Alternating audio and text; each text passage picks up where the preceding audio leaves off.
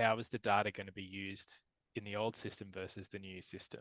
Can you talk me through your approach to that? Yeah, I mean, I think in the early days when we were doing cloud integration, it was just about like, wow, we were so impressed that you could just connect things and be able to build dashboards that could allow you to see things in one place. And we saw that trend.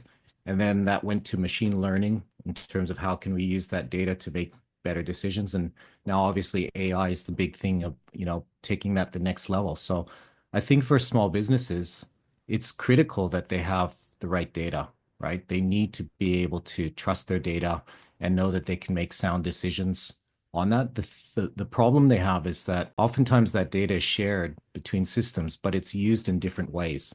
So, for example, in an inventory management system, you might be looking at things like categories, for example, right? And the categories define how you might do your reporting across different areas. But on a website, those categories define how a shopper, it defines the user experience, how they'll actually navigate their way through your product offering and help them find products easily so that they can check out in the most efficient way.